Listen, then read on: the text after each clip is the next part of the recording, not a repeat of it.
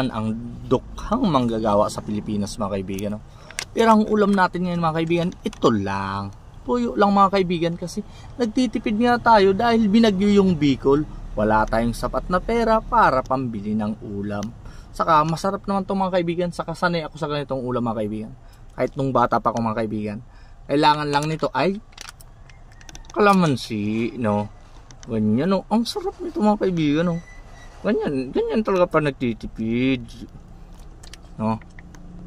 Wag lang araw-arawin mga kaibigan na toyo, no? Pero masarap talaga ang toyo mga kaibigan. Basta toyo, masarap yan, no? Kahit nga may mga toyo, masarap talaga eh. May mga toyo na luto, yan, kalamansi lang. Wow, sarap nito.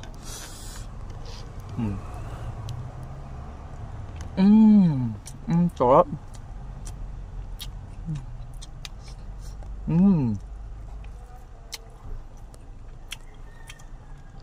Maasim naman, namis yung tuyo. Quality yung tuyo natin mga kaibigan, no? Parang bagoong. Mahilig kasi ako sa bagoong mga kaibigan. Ang sarap. 9 pesos lang yung bili ko niyan mga kaibigan, ng toyo. May tira pa. Pwede pa yung panlagay na sa mga lulutuin natin soon, pagka meron ng sapat na sahod. Sarap.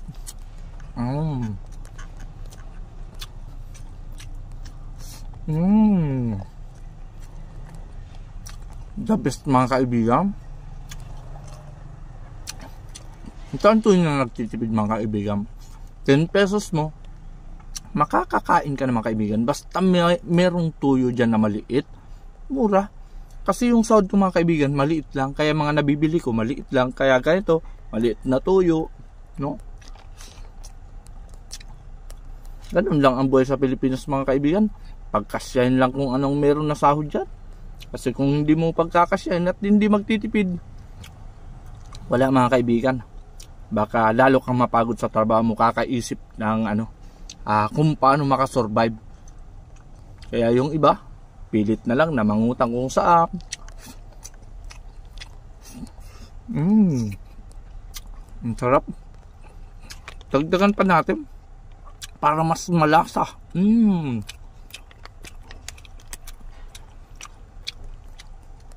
Mas lalong sasarap itong mga kaibigan. Dinagdagan ko na.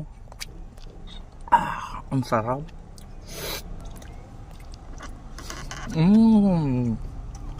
Tulad na naman ang ating tanghalian ito mga kaibigan, no?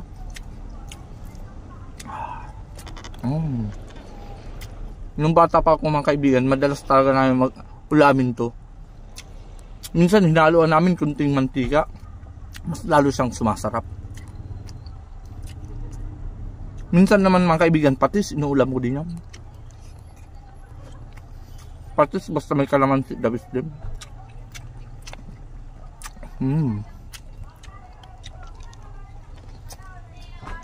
Matagal-tagal pa kasi mga kaibigan ang sahuran, no?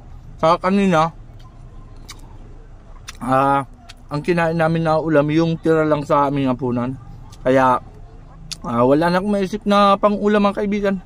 Ito na lang. Ganado tayo lagi mga kaibigan. Kasi pagka ganitong oras, katapos pa lang namin ng half day na trabaho, mamaya resume na naman mga 1 PM.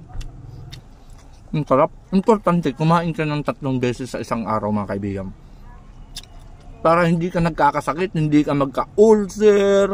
Kasi pag nagpalipas ka ng gutom mga kaibigan, mas malala yan. Magkakasakit ka talaga. Pero ito mga kaibigan, safe tong kainin, no? Kaya alam ko meron din mga ibang tao dyan, ibang mga nagtatrabaho na minsan nag-uulam din nito, no? Hindi naman siguro ko nag-isa mga kaibigan. Marami tayo, no? Marami kasi dyan na Pinoy na nagtitipid din talaga, kagaya ko. Kasi talaga puro isip ko lang pagtitipid eh. Minsan naisip ko din puro kain. Pero ang kinakain natin, tipid lang. Importante may laman ang tiyan. Solid na.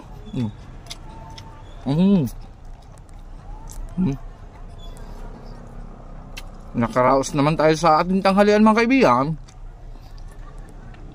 Maraming salamat pa sa ating mga taga-subaybay dyan. Hanggang sa muli mga kaibigan.